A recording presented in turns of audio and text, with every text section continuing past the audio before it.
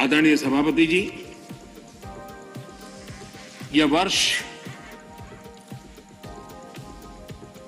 गोवा के 60 वर्ष का एक महत्वपूर्ण कालखंड का वर्ष है। गोवा मुक्ति को 60 साल हुए। मैं आज जरा उस चित्र को कहना चाहता हूं। हमारे कांग्रेस के मित्र जहां भी होंगे जरूर सुनते होंगे, गोवा के लोग जरूर आज सुनते होंगे मेरी बात को। अगर सरदार साहब जिस प्रकार से सरदार पटेल ने हैदराबाद के लिए रणनीति बनाई, इनिशिएटिव लिए, जिस प्रकार से सरदार पटेल ने जूनागढ़ के लिए रणनीति बनाई, कदम उठाए, अगर सरदार साहब की प्रेरणा लेकर के गोवा के लिए भी वैसी ही रणनीति बनाई होती तो गोवा को हिंदुस्तान आजाद होने के 15 साल तक गुलामी में नहीं रहना पड़ा।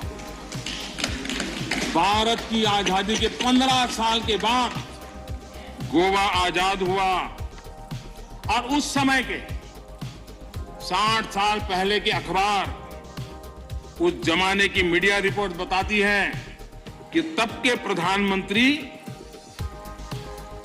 अंतर्राष्ट्रीय छवि का क्या होगा, ये उनकी सबसे बड़ी चिंता का विषय था। पंडित नेहरू को दुनिया में मेरी छवि बिगड़ जाएगी तो, और इसलिए उनको लगता था कि गोवा की औपनिवेशिक सरकार पर आक्रमण करने से उनकी जो एक ग्लोबल लीडर की शांति प्रिय नेता की छवि है वो चकनाचूर हो जाएगी। गोवा को जो होता है होने दो, गोवा को जो झेलना पड़े झेलने दो, मेरी छवि को कोई नुकसान ना हो।